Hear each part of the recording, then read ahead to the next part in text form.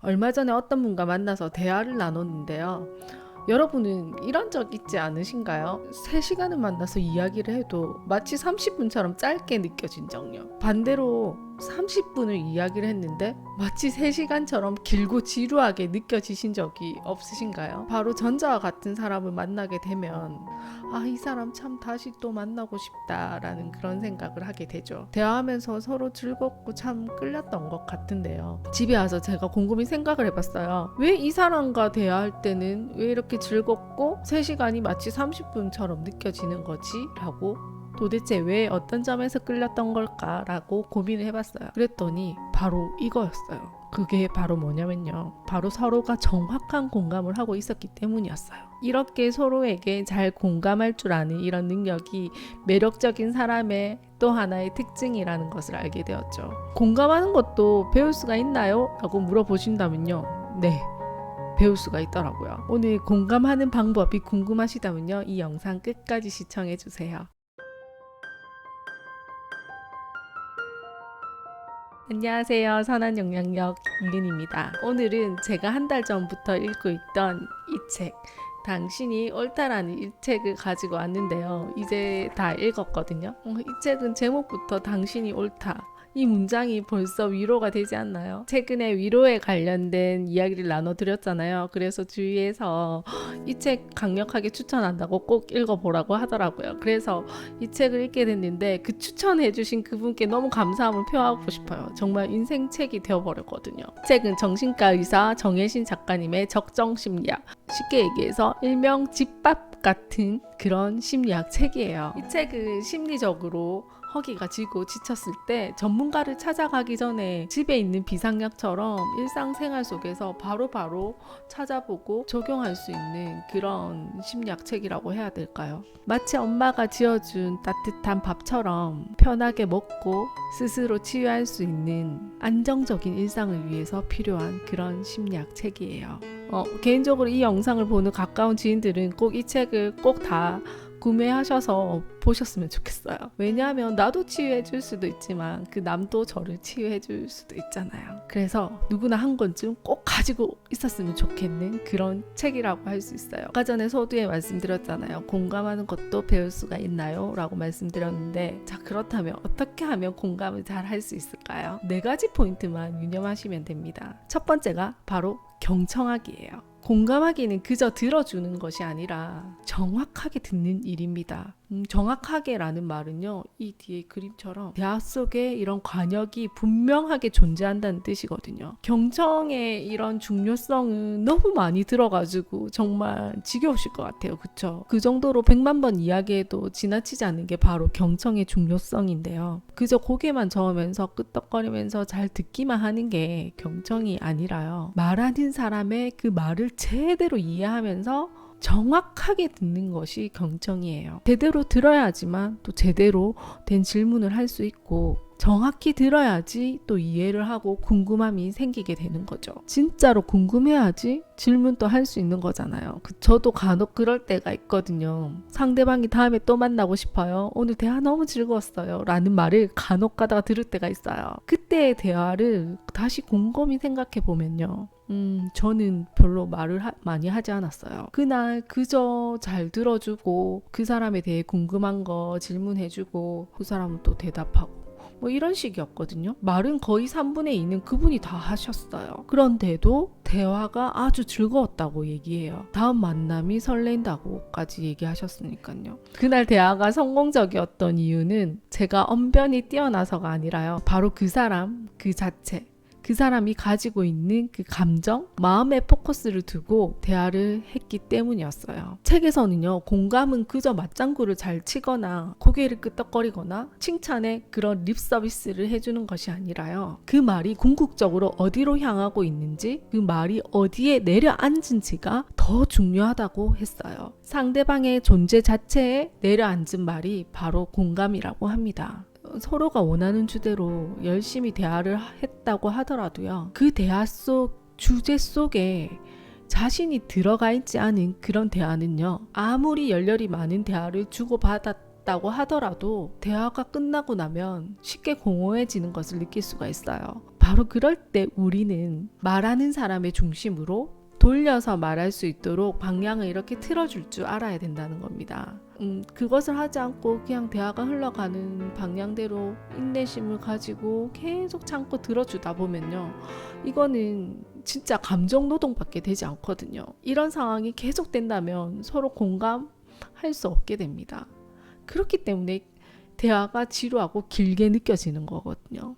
그렇다면 어떻게 하면 방향 전환을 할 수 있을까요? 두 번째 포인트입니다. 바로 질문을 하셔야 됩니다. 그것에 대한 네 마음은 어떤데? 라고 질문을 해서요, 포커스를 자신을 향하도록 방향 전환을 해줘야 합니다. 저번 영상에서도 말씀드렸지만 공감을 하기 위해서는 구체적인 질문을 해야 된다고 말씀을 드렸어요. 관련 영상 여기 있으니까 한번 참고해 주시고요. 이것은 등이 가려운데 계속 팔을 긁고 있는 거나 똑같은 거거든요. 어디가 가려운지 물어보고 그 정확한 그곳에 이렇게 긁어주라는 거죠. 이렇게 해야지 듣는 사람도 말하는 사람도 정확한 공감이 일어나게 되는 겁니다. 이제 세 번째 포인트는요, 사실이 아니라 감정에 공감하는 겁니다. 다시 얘기해서요, 그 사람의 상황과 사실에 대한 공감이 아니라 그 상황과 사실에 대한 그 사람의 감정, 이 마음에 대한 공감을 하셔야 된다는 거죠. 이렇게 해줄 때 그 사람은 내가 이해받고 존재 자체를 존중받는 느낌이 듭니다. 나도 그런 적이 있었는데 그때 나는 미처 몰랐는데 너는 그때 그런 마음이었구나. 그런 마음일 수도 있겠다. 라고 공감해 주는 거죠. 여기서 잠깐 이런 생각 하시는 분 분명히 계실 거예요. 나는 그 사람이 느끼는 감정이 나는 똑같이 느껴지지가 않아서 도대체가 공감이 안 되는데 어떻게 공감하라는 말이야? 라고 물으시는 분이 분명히 있으실 것 같아요. 괜찮습니다. 상대방과 똑같은 감정을 느끼지 않아도 괜찮아요. 공감할 수 있어요. 여기서 핵심은 상대방이 느끼는 그 감정을 인정하는 것입니다. 다르게 느끼더라도 기꺼이 이해하고 수용하는 것이라는 겁니다. 그래, 그런 기분일 수 있겠다. 많이 힘들었겠다. 그런 마음이었구나. 그래서 네가 그랬던 거구나. 당연히 그런 마음이 들었겠네. 라고 얘기하는 거죠. 이렇게 그 감정 자체를 이해해주고 알아주는 것은요, 그 사람의 존재 그 자체를 인정하는 것과 같으니까요. 그리고 그 사람의 속마음을 알 때까지 끝까지 계속 물어봐주고 이해하려는 그 태도 그 자체가요, 자신의 마음을 편하게 열게 만듭니다. 그런 태도를 보는 상대방은 이런 느낌이 날 거예요. 아, 이 사람 진정으로 나를 알아봐주구나 라는 그런 느낌요. 하루는 제 딸이 점심시간에 전화가 온 거예요. 무슨 일인가 해서 물어봤더니 막 울면서 친구랑 놀고 있는데 너무 높은 곳에 올라가서 무섭다고 친구한테 얘기했더니 넌 빠져 라고 얘기를 했다는 거예요. 그 말에 펑펑 울면서 전화가 온 거예요. 그럼 이때 엄마는 아이에게 어떤 말을 해줘야 될까요? 그거는 친구가 너가 다칠까봐 잠시 기다리라고 하는 그런 말일 거야. 바빠서 정신없어서 그렇게 얘기한 걸 거야. 그 말이 뭐 어떻다고 울면서 전화하니? 그럴 때는 그 친구는 거기서 놀고 너는 이쪽 놀이기구에서 놀면 되잖아. 울지마 뚝 그쳐 이렇게 얘기를 해야 할까요? 그게 아니라 에이구 친구가 너보고 빠지라고 해서 그 말 때문에 많이 속상했구나. 얼마나 속상했으면 울면서 전화를 했을까. 아이고 우리 딸 괜찮아 그런 마음 충분히 들 수 있어. 이렇게 얘기할 수 있겠죠. 좀 있다가 아이는 바로 전화를 끊고 울음을 뚝 그치고 친구들과 다른 놀이를 하면서 놀았다고 하는데요. 분명히 이럴 거예요. 아이도 그 친구의 의도는 알지만 친구의 말투나 나 빼고 자기들끼리만 노는 그런 모습에 속상했던 거예요. 근데 그 마음만 잘 알아주고 공감해주면 아이는 울음을 금방 그치거든요. 스스로 울다가도 그 마음을 알아주니까 위로가 됐던 거죠.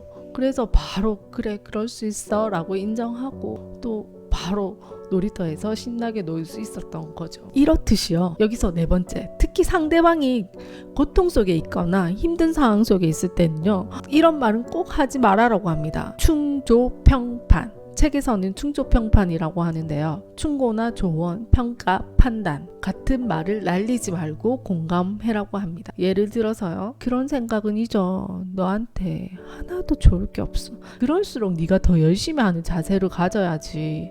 그거는 너를 너무 사랑해서 하는 말일 거야. 네가 너무 예민해서 그러는 거 아니야? 남자든 다 거기서 거기야. 별다른 사람 있는 줄 아니? 라는 식의 말이죠. 힘들 때는요. 그런 말보다 내 마음에 대한 공감을 받기를 원합니다.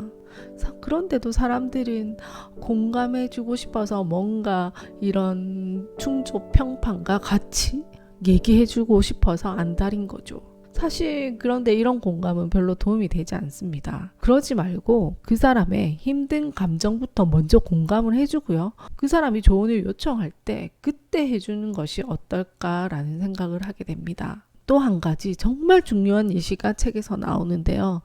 공감을 하지 못해서 생기는 불상사입니다. 이거는 제가 책을 펴서 읽어봐 드릴게요. 페이지 159쪽에 나오는 얘기인데요. 공감에 관한 얘기를 나누는 자리에서 초등학생 아들을 둔 엄마에게 편지를 받았다고 합니다. 하루는 아이 담임에게서 전화가 왔습니다. 우리 아이가 다른 아이를 때렸다고 했습니다. 전에 없던 일이라서 상황이 궁금하기도 하고 좀 엄하게 이야기를 해야 할 상황이라서 아이와 마주 앉았습니다. 내가 때리기는 했다. 그치만 그 친구가 먼저 말로 나에게 시비를 걸었던 거다. 선생님이 야단치셔서 내가 잘못한 것을 안다며 죄송해요 엄마 라고 했습니다. 저는 아이가 학교에서 어느 정도 정리가 끝나서 왔다고 생각해서 그래 어찌됐든 먼저 폭력을 쓴 건 잘못이야. 그걸 알았으니 됐어.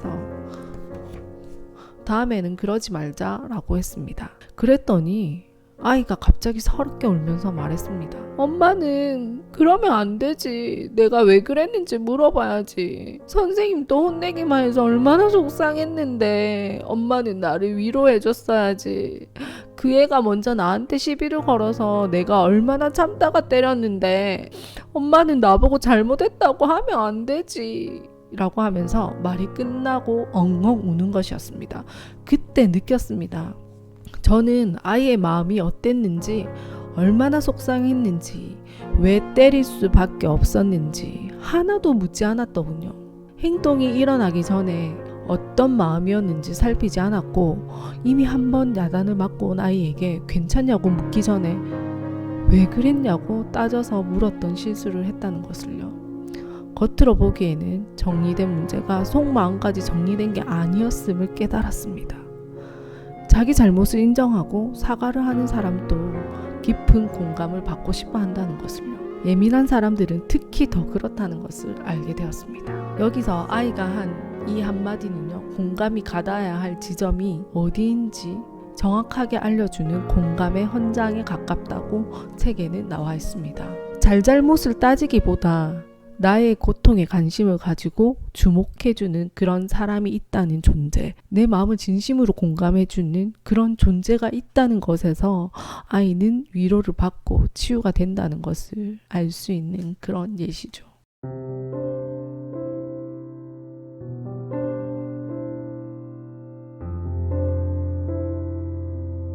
그리고 마지막으로 무엇보다 공감을 하기 위해서는요. 책으로 우선시 되어야 할 것은 바로 서로가 다르다는 것을 인정하는 것이에요.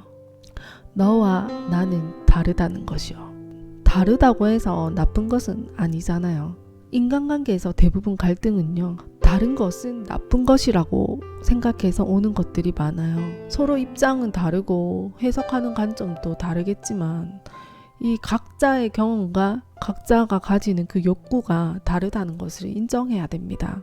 그래서 우리가 인간관계를 원만하게 하기 위해서 필요한 것은요. 역지사지 정신이 아닐까요? 상대방과의 차이를 인정하고 입장 바꿔서 생각할 줄 알 때, 그러니까 상대방의 이 눈을 통해서 세상을 바라볼 수 있을 때 더 정확한 공감이 일어나게 됩니다. 그래야 그 마음이 이해가 갑니다.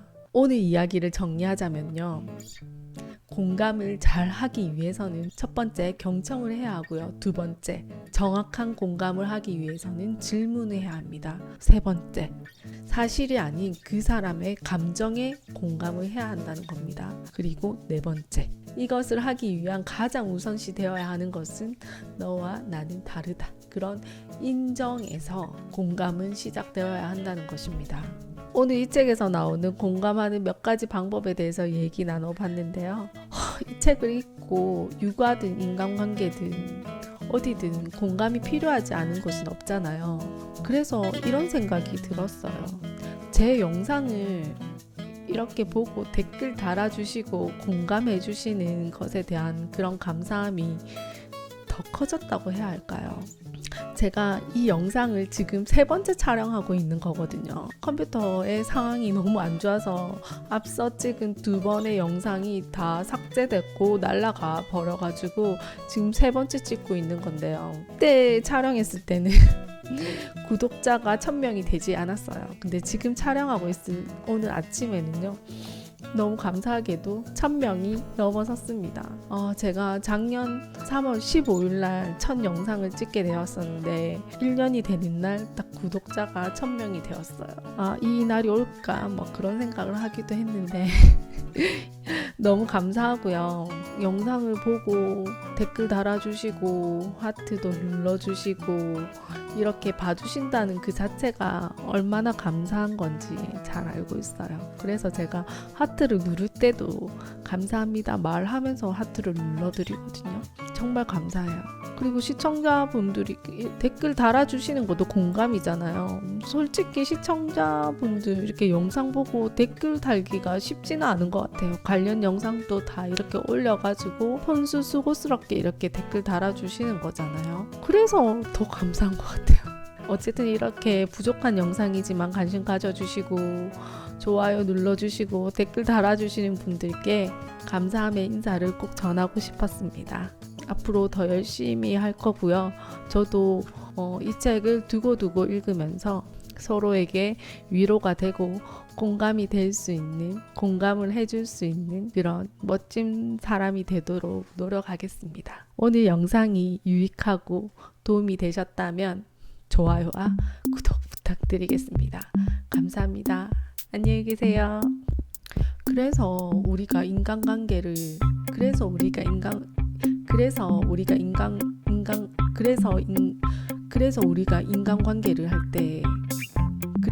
인간관계를 원만하게 하기 위해서는요.